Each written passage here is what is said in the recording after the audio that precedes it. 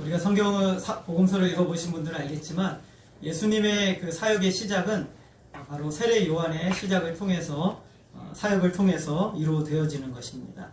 오늘 특별히 누가복음은 그 세례 요한이 사역할 당시의 시기가 어떠했는지를 정확하게 말씀해주고 있어요. 제가 다시 한번 1절을 보게 되면 1절에서 디베르 황제가 통치한 지 15해 곧 본디오 빌라도가 유대 총독으로 헤롯이 갈릴리의 분봉왕으로 그 동생 빌립이 이두레와 드라고니 지방의 분봉왕으로 루사니아가 아빌레네의 분봉왕으로 있을 때라고 누가복음은 정확하게 설명을 해주고 있습니다. 이 디베르라는 황제는 가이사 아구스도가 로마의 첫 번째 황제거든요. 두 번째가 바로 이 디베르라는 사람입니다. 근데 이 사람이 황제로서 다스린 지가 15년째 되던 해. 그리고 로마에서는 이제 자기들이 다스리는 나라들을 관리하기 위해서 총독들을 파견을 했어요. 근데 그때 총독이 누굽니까? 우리가 잘 알고 있는 본디오 빌라도죠. 본디오 빌라도가 총독으로 있었어요. 근데 로마에서 총독 한 사람에게 이 권력이 이렇게 집중되면 안 되니까 그 권력을 분산되기 위해서 총독이 관할하는 그 지역을 4개로 나누어서 각각에다가 분봉왕을 세웠어요. 왕을 또 세운 거예요. 총독이 있고 왕이 있는 상황인 것이죠. 이 작은 지역에 황제의 관할 아래 있고 총독이 있고 분봉왕이 4명이나 있는 상황입니다. 여기에 나오는 사람들의 이름은 우리가 누군지는 잘 모르지만 전부 다 악한 사람이죠. 좋은 사람들은 잘 안 나옵니다. 그러니까 로마 백성들은요, 로마 황제의 눈치를 봐야 되고, 그리고 총독의 눈치도 보고, 분봉왕의 눈치도 봐야 되는 그런 현실 가운데 있는 것이죠. 참 살기가 어려우셔 됩니다. 거기다가 이 종교계에도 굉장히 복잡했어요. 누가는 단적인 상황을 하나 설명해 주는데 2절에도 제가 읽어봅니다. 안나스와 가야바가 대제사장으로 있을 때라고 설명하고 있습니다.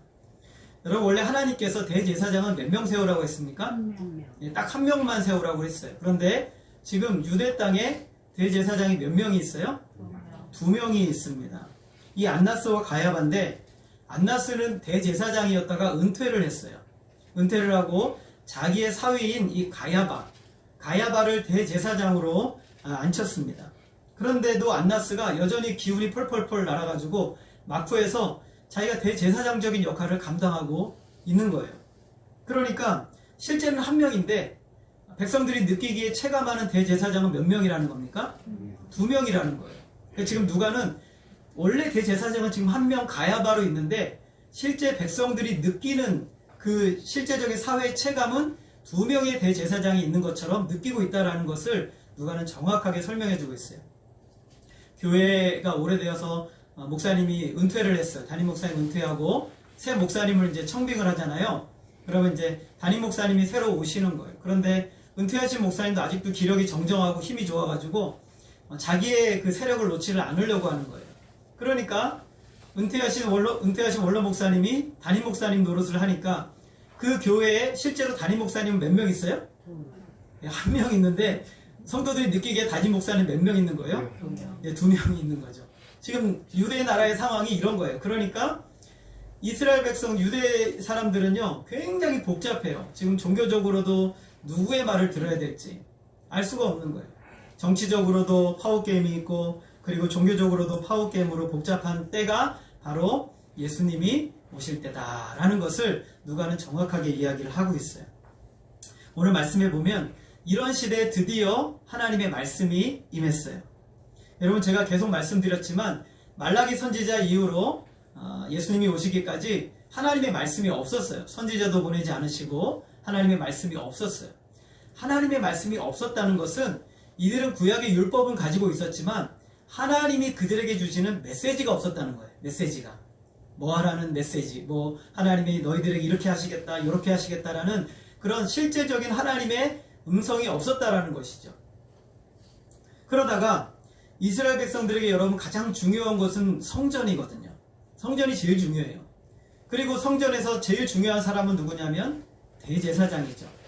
그러면 여러분 하나님의 말씀이 임하면 어디에 임해야 됩니까?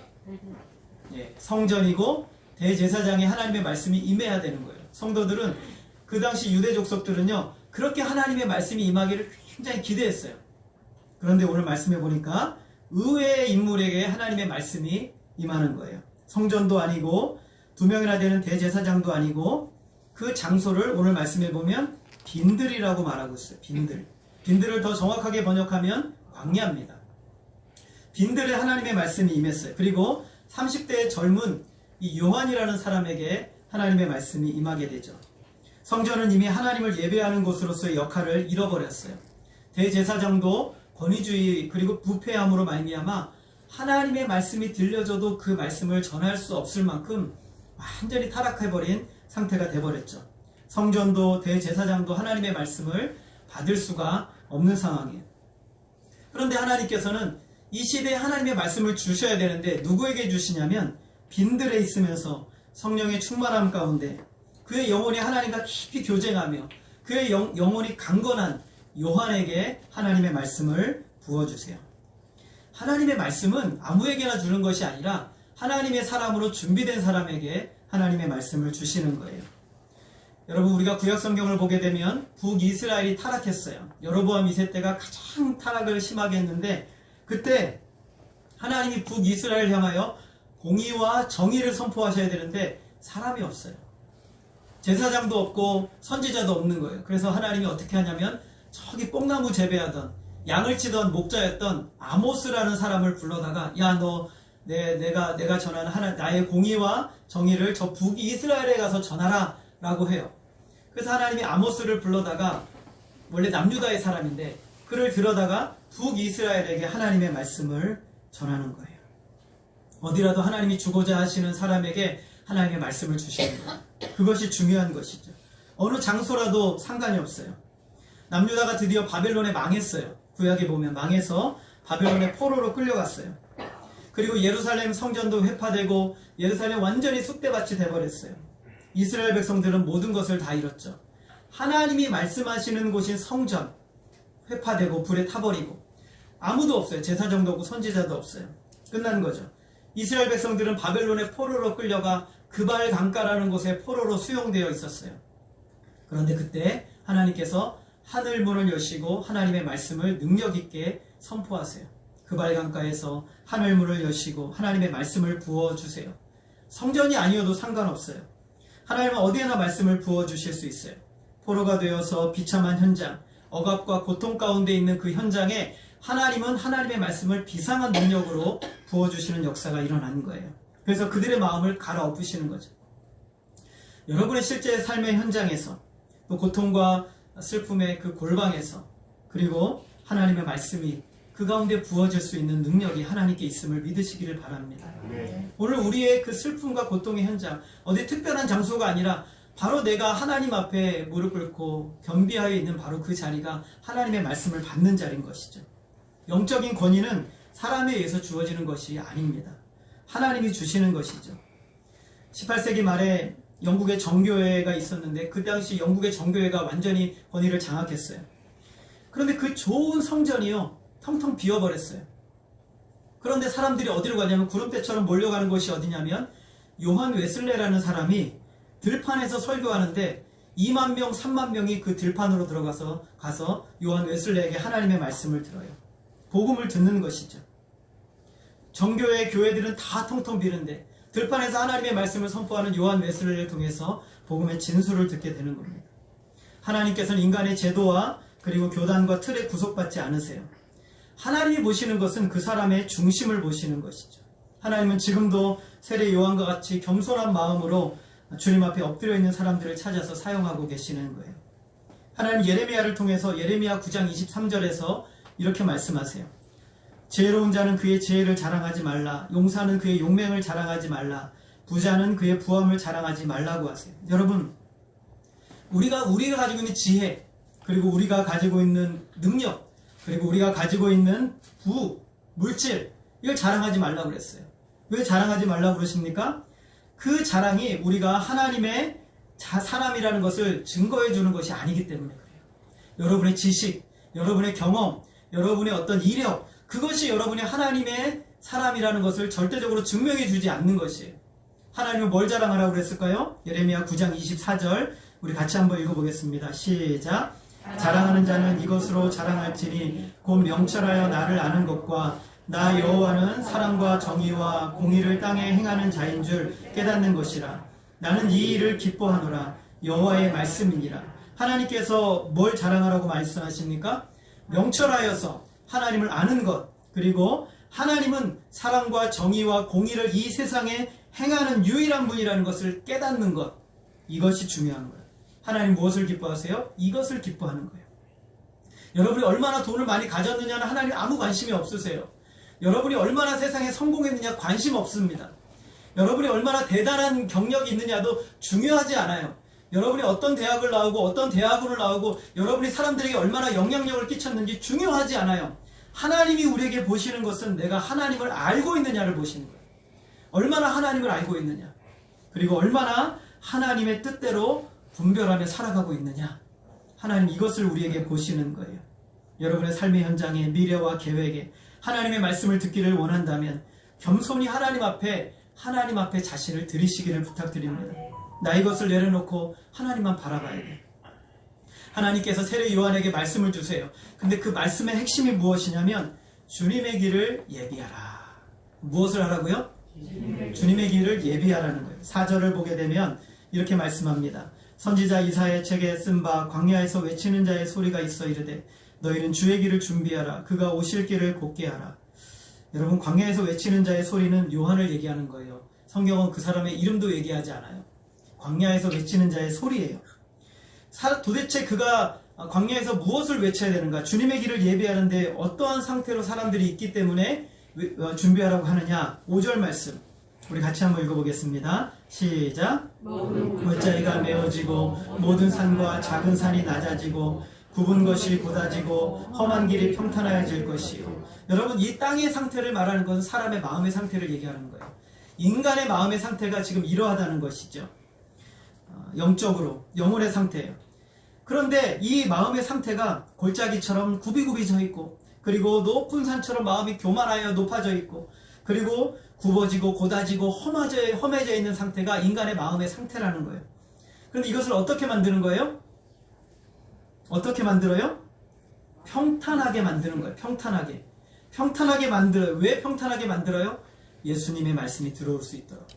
예수님이 그 속으로 들어올 수 있도록 마음을 평탄하게 만들고 깎고 다듬고 연단하고 완전히 갈아엎어서 예수님이 그 속으로 온전히 들어가실 수 있도록 길을 만드는 일을 누가 하는 거예요? 요한이 하는 거예요. 요한이 그 일을 하라는 거예요. 이것이 바로 요한의 사명이었어요. 죄로 말미암아 영적으로 마비되어 있는 감각을 살려놓는 것, 영적인 실제의 역사에 눈이 띄어져서 예수님의 생명의 말씀이 들려지도록 하는 역사가 세례 요한이 하는 거예요. 지식을 넘어서 그 감정까지도 살아나게 함으로 생명을 얻고자 하는 갈망이 일어나게 만드는 그 사역이 요한의 사역이에요. 무엇을 위해서 이것을 해야 돼요? 6절 우리 같이 한번 읽어보겠습니다. 시작. 모든 육체가 하나님의 구원하심을 보리라. 예수 그리스도가 그 속에 들어와서 그를 구원하실 수 있도록 하시기 위해서 세례 요한은 그 길을 평탄하게 만들고 그 길을 완만하게 만들어서 주님이 그 속으로 쉽게 들어가실 수 있도록 하는 사역을 요한이 하는 거예요. 어떻게 그런 마음을 평탄하게 만듭니까? 세례 요한은 자신에게 찾아온 사람들에게 무엇을 선포하냐면 회개를 선포하고 있어요. 회개를 통해서 그 마음이 평탄하여지는 거예요. 바리새인들, 서기관들과 같은 당시의 종교 지도자들을 향해 아주 무서운 메시지를 선포하고 있어요. 뭐라고 말하냐면 독사의 자식들아, 누가 너희에게 일러 장차올 진노를 피하라 하더냐? 그 당시에 유대 백성들의 영적인 일을 책임지고 있는 종교 지도자들을 향해서 독사의 자식이라고 지금으로 말하면은 죄송합니다. 목사님들, 전도사님들을 향해서 독사의 자식들아, 우리 장로님, 권사님들을 향해서 독사의 자식들아 이렇게 말씀하고 있는 것이죠. 그러면서 뭐라고 말씀하시면 너희들은 회개에 합당한 열매를 맺어라 라고 말씀하고 있어요. 속으로 자신들은 아브라함의 자손이기 때문에 이방인과 다르기 때문에 안전하다고 여기는 착각에 빠지지 마라 라고 말씀하고 있어요.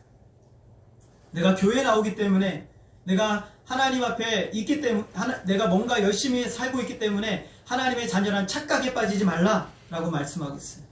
이미 도끼가 나무 앞에 놓였어요. 이제 뭐만 남았어요? 나무를 자르는 일만 남았다는 거예요. 이것이 바로 세례 요한의 선포였어요.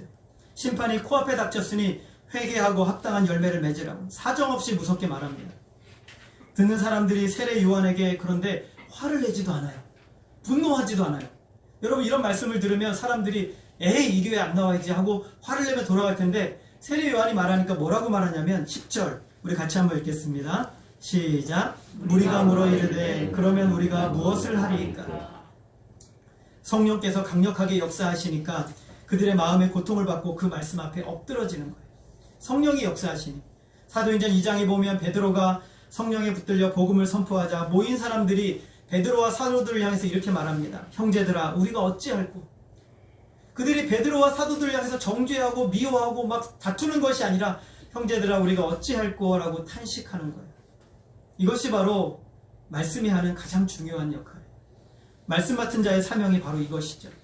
자신들 속에 있는 죄를 보게 해주고 불의하고 악한 그들의 현실을 철저하게 보게 해주는 거예요. 이제 그들이 어떻게 해야 됩니까? 11절 말씀 우리 같이 한번 읽겠습니다. 시작. 대답하여 옷 두 벌 입는 자는 먹을 것이 있는 자도 그렇게 할 것이니라 하고. 자, 제가 한번 물어보겠습니다. 옷 두 벌 입는 사람은 부자입니까? 가난한 사람입니까? 여러분 옷 몇 벌 있으세요? 여러분 다 부자예요. 예수님께서 뭐라고 말씀해요? 옷 두 벌 있는 자는 어떻게 하라고요? 옷 없는 자에게 나눠주고. 여러분 집에 먹을 것 있으시죠? 네. 없으세요? 있어요. 먹을 것 있는 자는 어떻게 하랍니까? 예, 나눠주라고 말하고 있어요. 부자가 아닙니다. 이 말은 부자이든 가난한 자이든 나만 먹고 잘 살겠다는 탐심을 버리라는 거예요. 나보다도 어렵고 고통을 받는 자들, 하나님의 관심이 있는 연약한 자들을 향해서 우리의 시선을 돌리라 라고 말하는 거예요. 너 자신만 붙들고 있었던 눈에서 이제는 연약하고 가난하고 나의 도움이 필요한 자가 있다는 것을 생각하고 돌아보라 라고 말하는 거예요. 여러분 구제는 부자가 하는 것이 아니라 은혜를 받은 자가 하는 줄 믿으시기 바랍니다. 구제는 부자가 하는 것이 아니에요. 은혜가 있는 자가 구제를 하는 거예요. 여러분 누구 돕는 사람 좀 보세요. 어떤 사람이 돕습니까? 부자가 돕는 게 아니에요. 정말 하나님의 은혜를 아는 사람이 그 사람의 심정으로 돕는 거예요. 그게 진짜 구제인 것이죠. 세리들을 향해서는 부과된 것 외에는 거두지 말라고 합니다. 그 당시에는요 로마 황제가 책정한 세금이 있었고 또 분봉왕이 책정한 세금이 있었고 그 다음에 세리들이 그 세금을 거둬들이면서 또 자기가 착복을 했어요. 그러니까 여러분 요즘 세금 많다고 하는데 그 당시에는 세금은요 황제에 대한 세금 그리고 분봉왕에 대한 세금 그리고 세리들이 거둬들이 착복하는 그 세금 2중 3중의 세금을 냈어요. 그러니까 세리들은요 자기가 받는 월급에다가 그것까지 합치니까 부자가 되는 거예요. 근데 예수님께서 세례요한이 뭐라고 말합니까? 그거 받지 마라 라고 말할 거예요. 그거 받지 마라 라고 얘기하고 있어요.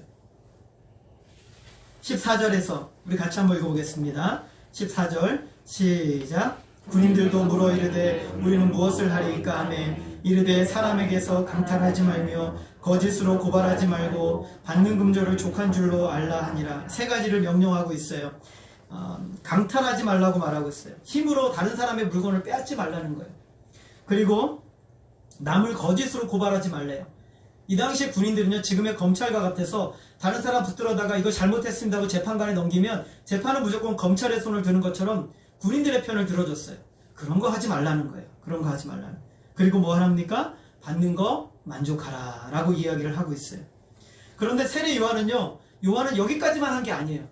그 당시에 아주 악했던 분봉왕을 향해서도 너 잘못했어 라고 이야기했던 사람이에요. 19절 말씀 우리 같이 한번 읽어보겠습니다. 시작. 분봉왕 헤롯은 그의 동생의 아내 헤로디아의 일과 또 자기가 행한 모든 악한 일로 말미암아 요한에게 책망을 받고, 이 헤롯이라는 사람이 얼마나 악했냐면 자기 남동생의 아내와 불륜을 저질렀어요.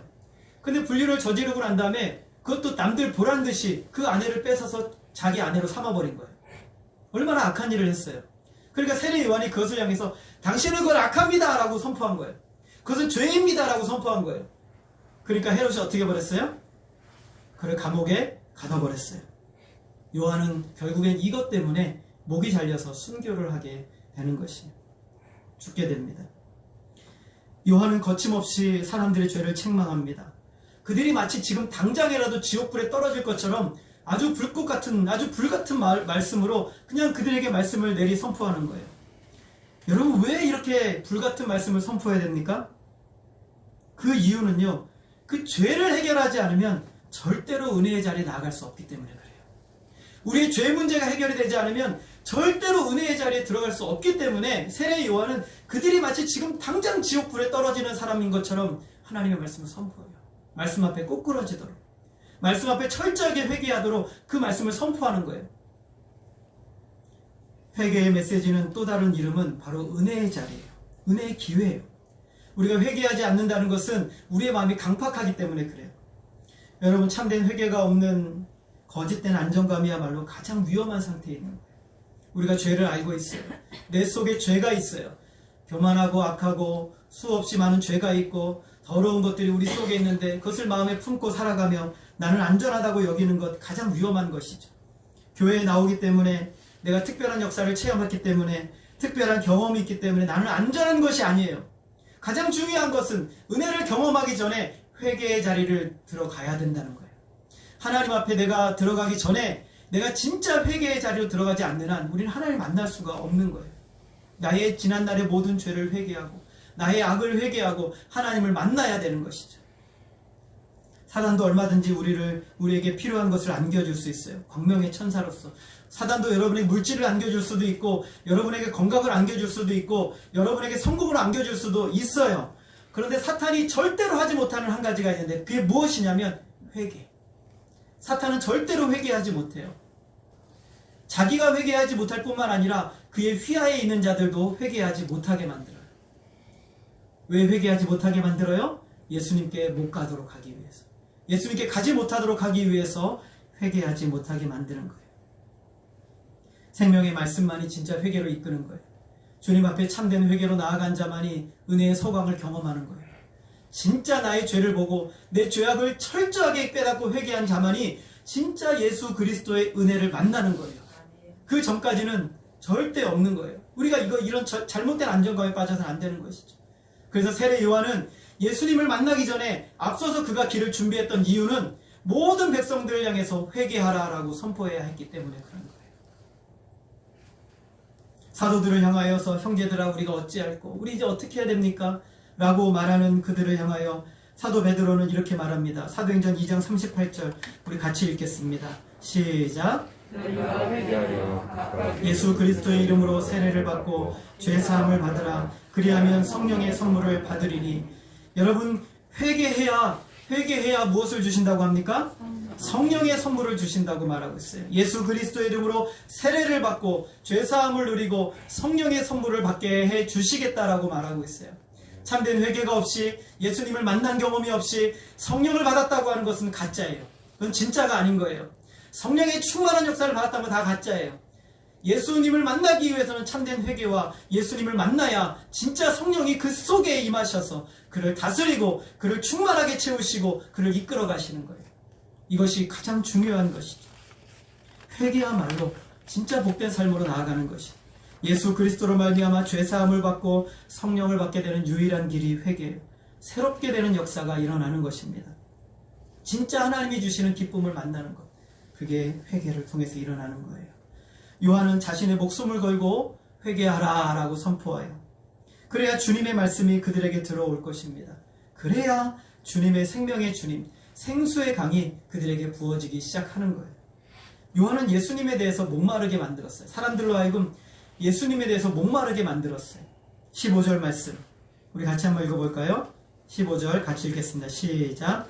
백성들이 바라고 기다림으로 모든 사람이 요한을 뭐 그리스도신가 심중에 생각하더니, 사람들이 요한을 만나면서 참 그리스도에 대해서, 메시아에 대해서, 자신의 구원자에 대해서 굉장히 기대감이 생겼어요. 주님이 이제 오실라나 보다. 그런데 사람들이 속으로 이런 생각을 했어요. 세례 요한을 바라보면서 저런 분이라면 우리가 기다리는 메시아가 맞을 거야. 속으로, 머릿속으로 생각을 한 거예요. 그런데 성령으로 충만한 요한이 그거를 다 깨달았어요. 그리고 난 다음에, 여러분, 웬만한 사람 같으면 사람들이 나를 대단하게 여기고 나를 뭐 어떤 그런 메시아라고 생각하고 대단한 사람으로 생각하면 좋아가지고 은근슬쩍 그냥 아무 얘기도 안 하고 넘어갈 수도 있을 거예요.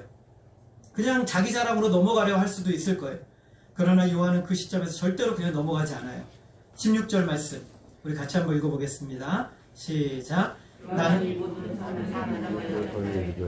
나는 물로 너희에게 세례를 베풀거니와 나보다 능력 많으신 이가 오시나니 나는 그의 신발끈을 풀기도 감당하지 못하겠노라. 그는 성령과 불로 너희에게 세례를 베푸실 것이요. 여러분, 요한은 대단한 사람으로 사람들에게 보여졌어요. 심지어 그가 그리스도신가? 라고 할 정도로 대단한 인물이었어요. 근데 요한은 그 순간 그들의 생각에 대해서 뭐라고 말하냐면 내가 주는 세례는 물 세례이고 예수님이 주시는 세례는 성령으로 주는 세례다 라고 바꿔버려요. 물 세례는 회개로 말미암아 옛사람을 버리는 것이고 성령으로 주는 세례는 바로 새 사람을 입는 거예요. 새로운 사람이 되는 것을 말하는 것이죠. 하나님의 초자연적인 능력이 그 속에 들어와 그의 내면을 살려내는 역사가 성령으로 말미암는 세례가 이루어지는 거예요. 예수님은 불로 세례를 주십니다. 불 세례는 다가올 심판에 대해서 이야기하는 거예요. 예수님은 알곡은 모아 곳간에 들이시고 그리고 쭉정이는 불에 태워버리십니다. 예수님은 하나님의 자녀들과 마귀의 자녀들을 구분하시고 최종적인 심판을 하시는 권세를 가지신 분이십니다. 사람들이 요한의 세례를 받으려고 원근각지에 몰려들었어요. 사람들은 그를 메시아라고 생각할 정도로 말씀과 삶이 일치된 삶을 살고 있었던 사람이 요한이었어요. 능력의 사람이었죠. 그런데 그보다 더 놀라운 분이 있다는 것은 사람들에게 충격을 주었을 거예요. 도대체 그분이 누구일까? 도대체 요한이 말하는 사람이 누구일까? 기대감을 만들어줬어요. 요한이 말합니다. 따라하겠습니다. 나는 그의 신발끈을 풀기도 감당하지 못하겠노라. 오실 주님 앞에 자신을 철저하게 낮추고 자기는 그 주님의 신발끈조차도 만질 자격이 없는 그런 존재다라고 말하는 거예요. 신발끈 푸는 사람, 신발끈을 만지는 사람은 누구예요? 집에서 노예들이 하는 거예요. 노예들 중에서도 가장 낮은 노예들이 주인이 들어올 때 그 신발끈을 풀어주고 묶어주는 일을 하는 거예요. 그런데 세례 요한은 뭐라고 말하고 있어요? 나는 그 노예만 또 주님 앞에 아니다. 노예만 또 주님 앞에 아니다라고 말하는 거예요. 그는 신발끈을 풀 자격이 없을 정도로 놀라운 분을 향해 눈을 돌리게 만들어요. 여러분, 진짜 하나님의 사람은요, 하나님께 돌아가야 할 박수갈채가 나에게 들어올 때 빨리 비키는 사람이에요. 그 자리에 막아서지 않는 사람이에요. 진짜 하나님의 사람은 언제나 예수님을 향하게 만들어요. 예수님을 갈망하게 만들어주고 예수님을 기대하게 만들어주고 예수님을 기다리게 만들어주는 사람이 진짜 하나님의 사람인 거예요. 우리는 평생 은혜로 용서받은 자라는 사람 사실을 잊으면 안 돼요. 저와 여러분은 은혜로 용서받은 사람이에요. 자기를 낮추고 빨리 사람들의 시선이 아니라 나에게 오는 시선을 버리고 예수님께로 향하게 만드는 일이 바로 저와 여러분들이 해야 되는 거예요. 무조건적인 자기 비하가 아니라 사람들로 하여금 예수님에게 목마르도록 하는 거예요. 예수님 좀 만나고 싶게 만들어주는 일을 저와 여러분이 하는 거예요. 하나님 앞에 살아가는 나를 보면서 더 열심히 믿음으로 살아가는 나를 보면서 도대체 저 사람이 믿는 예수님이 누구인가? 저 사람이 믿는 예수님이 도대체 누구인가로 향하게 만드는 삶을 우리가 살아내야 되는 것이죠. 예수님이 나의 주님심을 보게 해주는 역할이야말로 저와 여러분에게 첫 번째 중요한 역할인 거예요. 왜냐하면 저와 여러분은 구원자가 아니기 때문에 그래요. 우리는 구원자가 아니에요. 우리는 단 한 사람의 마음도 움직일 수 없어요. 여러분은 단 한 영혼도 구원할 수 없어요. 그 사람의 마음을 바꾸고 한 영혼을 구원하시는 분은 예수님 외에는 없는 거예요. 아멘. 그러므로 우리의 모든 사역은 예수님께로 향하게 만들어야 돼요. 아멘. 저와 여러분의 말, 행동, 여러분의 모든 선포하는 말씀, 여러분의 기도하는 순간, 여러분 사람과 만날 때 여러분의 모든 관심, 모든 것이 예수님께로 향하게 만들어야 그 영혼이 변화될 기회가 있는 거예요. 그 영혼이 예수님을 만날 수 있게 되는 거예요. 그래서 요한은 말하고 있어요. 요한은 광야에서 외치는 자의 소리예요. 그는 이름도 불려지지 않아요. 그는 광야에서 외치는 자의 소리예요. 그러면서 요한은 그 선포된 말씀 그대로 광야에서 외치는 자의 소리의 사명을 감당해요. 그 소리 이상의 삶을 살려고 하지 않아요. 요한은 자기를 자랑하고 자기 능력을 선보이고 자기 영향력을 끼치고 자기의 대단한 경험을 자랑함으로 예수님을 막아서지 않았어요. 그는 비우고 철저하게 사명대로 소리 역할만 감당을 했던 거예요. 여러분, 거룩한 겸손은 하나님 앞에서 자신의 한계를 알고 그 한계대로 주신 사명대로 그대로 순종하며 드려지는 삶인 것이에요. 예수님이 자기를 통해서 하신 일을 내가 했다고 말하지 않는 것, 욕심을 내지 않는 것. 하나님은 저와 여러분에게 큰 일을 하기를 원하는 것이 아니라 작은 일이라도 주님을 위해서 충성되게 감당하기를 원하시는 거예요. 디모데후서 2장 20절에 보게 되면 이렇게 말씀합니다. 큰 집에는 금그릇과 은그릇뿐 아니라 나무그릇과 질그릇도 있어 귀하게 쓰는 것도 있고 천하게 쓰는 것도 있나니. 그릇이 많이 있잖아요. 아주 많이 있어요. 그 다음 절이 중요하죠. 21절 우리 같이 한번 읽겠습니다. 시작. 그러므로 누구든지 이런 것에서 자기를 깨끗하게 하면 귀히 쓰는 그릇이 되어 거룩하고 주인의 쓰심에 합당하며 모든 선한 일에 준비함이 되리라. 여러분, 중요한 것은 그릇의 차이가 아니라는 거예요. 금그릇, 은그릇 차이가 아니라는 거예요. 뭐라고 말씀합니까? 거룩하고 주인의 쓰심에 합당한 그릇.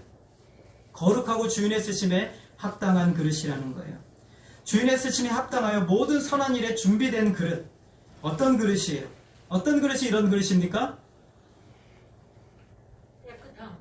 깨끗한 그릇. 언제든지 집을 수 있는 그릇. 언제든지 집을 수 있는 그릇. 언제든지 준비되어 있는 그릇. 이것이죠. 주인이 자주 찾는 그릇이에요. 스펄전 목사님이란 분이 이런 고백을 했어요. 저는 하나님의 비단 손수건이 아니라 걸레가 되기를 원합니다. 라고 말했어요. 비단 손수건 전시해놓고 안 쓰면 아무 의미가 없는 것이죠. 그러나 걸레는 언제든지 손에 들고 방바닥도 딸고 이것도 닦고 또 빨아서 쓰고 말려서 쓰고 언제든지 쓸 수 있는 존재가 되는 것이죠. 여러분, 은그릇, 금그릇이면 뭐합니까?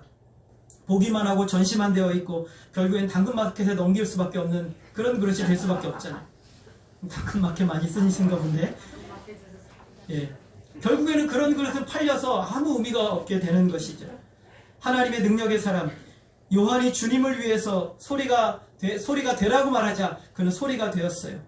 그는 기꺼이 광야에서 소리가 되어서 자기의 온 몸을 닳고 닳도록 다 쓰여서 30 초반에 그의 인생은 주님 앞에 부름받아요. 생수의 근원이신 예수님의 길을 준비하기 위해 드려지는 것이죠. 여러분, 저도 이 말씀을 읽으면서 기도의 제목이 생겼어요. 하나님, 저는 전시용 그릇이 아니라 하나님이 편히 쓰시는 질그릇이 되게 해주십시오. 여러분, 이렇게 기도하시기를 바랍니다. 여러분, 전시용 그릇은 아무 의미가 없어요. 여러분, 전능하신 하나님의 손에 붙들려 있는 것이 좋지 그냥 멀뚱멀뚱 밖에서 그냥 보여지기만 하는 그릇이 무슨 의미가 있습니까? 여러분, 하나님의 손에 붙들리기를 원하십니까? 아멘. 하나님의 손에 붙들리기를 원하십니까? 아멘. 여러분, 질그릇과 같지만 하나님의 손에 붙들려 사용되기를 원하십니다. 여러분, 우리 교회가 바로 그런 질그릇과 같이 하나님의 손에 언제든지 내가 뭘 어떻게 쓰지? 내가 어디서 쓰지라고 하면 그 그릇을 잡을 수 있는 그릇이 우리 교회가 되기를 소원합니다. 연약하여도 화려하지 않아도 주님이 쓰시는 그릇이기를 원합니다. 주님이 선교에 쓰시겠다고 하면 어디 선교에 쓸 그릇이 없나? 아, 저기 예수양기 교회겠구나. 딱 잡아서 쓰시는 그릇이 되기를 원합니다. 가난한 사람들을 구제해야 되는데 어디 좀 쓸 그릇이 없을까 하면 여러분들이 그 그릇에 집혀지기를 소원합니다. 뭐 하나 필요한 것이 없나? 잡을 수 있는 그릇, 언제든지 잡을 수 있는 그릇, 준비된 그릇. 세례 요한과 같이 너는 광야에서 소리가 되어라 하니까 주님, 제가 소리입니다. 주님의 길을 예비하는 소리입니다 라고 할 수 있는 그런 그릇이기를 원합니다. 여러분, 우리 교회가 이런 일까지도 해야 됩니까? 어떤 사람 구제하고 어떤 사람 어려운데 돕고 그런 일까지 해야 됩니까? 아니요. 주님이 원하시면 더한 것도 해야 되기를 원합니다. 더한 것도 할 수 있어야 돼요. 언제든지 주님이 누가 내 좀 필요한가? 누가 나를 위하여 갈고 누가 나를 위하여 사용할고? 주님, 제가 여기 있습니다. 저는 언제든지 준비된 질그릇입니다. 언제든지 준비된 이 걸레입니다. 주님, 드시고 닦으시고 말리시고 또 닦으시고 헤어질 때까지 사용하십시오. 마르고 닳도록. 그런 성도가 되는 것, 성도됨의 최상의 축복입니다. 최상의 복이에요. 그것과 비교할 수 있는 복은 없어요. 하나님의 손에 붙들려 있는 것보다 더 큰 복이 여러분 세상에 어디 있습니까? 그것보다 큰 복은 없어요. 세례 요한은 예수님을 갈망하게 하기 위해서 자신의 모든 것을 다 내버리고 하나님의 손에 자신을 내어 던져버렸어요. 그리고 그 소리가 되기 위해서 목이 잘리는 순간까지도 하나님 앞에 회개의 세례를 전파하며 자신의 생을 마감했어요. 하늘의 별과 같이 빛나는 인생 여러분 원하십니까? 여러분, 하나님이 여러분을 보실 때 밝고 빛나는 아름다운 인생을 원하십니까? 주님이 여러분 쓰시기에 편한 그릇이 되시기를 주님의 이름으로 소원합니다. 하나님이 사람들이 예수님을 보기 원하고, 여러분을 볼 때 예수님 보고 싶고, 여러분을 볼 때 예수님 만나고 싶고, 여러분이 말할 때 예수님이 갈망되어지고, 여러분이 기도할 때 예수님이 사모가 되는 그런 삶, 가장 복되고 영광스러운 삶인 줄 믿으시기를 바랍니다. 그것으로 만족해서 이 세상에선 주연이 아닐지라도 하나님 나라에서 가장 빛나는 아름다운 별과 같은 삶이 저와 여러분 되어지기를 원합니다. 우리 주님은 이 땅에 태어난 자 중 세례 요한보다 더 복된 자는 없다라고 말씀하셨어요. 더 큰 자는 없다고 말씀하셨어요. 여러분, 오늘 하나님께서 저와 여러분을 찾아오셔서 이 세상에 내 말을 전할 소리가 없구나. 주님, 제가 주님의 소리가 되겠습니다. 이 세상에 내 사랑을 전할 그 마음이 없구나. 주님, 제 마음 들여다 사용하십시오. 이 세상에 내가 좀 가난한 사람 도울 수 있는 발과 손이 없구나. 주님, 제 손과 발이 여기 있습니다. 그러므로 말미암아 주님의 손에 여러분이 붙들려서 능력의 사람으로 이 세상에서 온전히 드려지시고, 주님이 여러분을 바라보시면서 참 내가 가는 길을 네가 잘 예비했구나 라고 하는 참 복된 삶으로 주님 앞에 드려지시는 저와 여러분 되어지기를 주님의 이름으로 소원합니다. 생수의 근원이신 예수님께 나아올 수 있도록 저와 여러분의 인생을 온전히 드리심으로 주님의 영광을 위해 온전히 드려지시는 복된 인생이 되시기를 주님의 이름으로 소원합니다. 기도하겠습니다.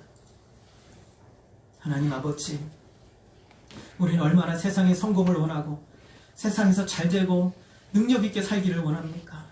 그러나 그것은 전시용 그릇에 불과한 것이 아닙니까? 하나님, 우리는 질그릇과 같이, 때로는 걸레와 같이 하나님의 손에 붙들려서 이 세상에 하나님의 소리를 전할 소리가 필요하다면 주님, 우리가 소리가 되겠습니다. 하나님의 놀라운 은혜를 전할 하나님 마음이 되기를 원한다면 하나님, 그 마음이 우리가 되겠습니다.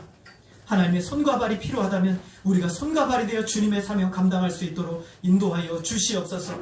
이 세상에 그 어떤 것보다 영광스러운 자리, 하나님의 손에 붙들린 자리임을 믿게 하여 주시고, 아버지 하나님, 세례 요한과 같이 광야에서 빈들에서 외치는 자의 소리일지라도 그의 평생 이 사명 위에 온 목숨을 다 드렸던 것처럼 하나님 아버지, 오늘 우리도 주님을 위하여 세상의 물질과 영광과 권세가 아니라 주님을 위하여 드릴 수 있는 복된 삶으로 드려질 수 있도록 인도하여 주시옵소서. 오늘 이 자리에 하나님 역사하여 주시고 우리의 마음과 생각을 갈아엎어 주시사 오직 하나님이 우리에게 원하시는 자리로 온전히 드려질 수 있도록 역사해 주시옵소서. 하나님만이 홀로 영광 받아 주시기를 간절히 원하오며 예수님의 이름으로 기도하였습니다. 아멘.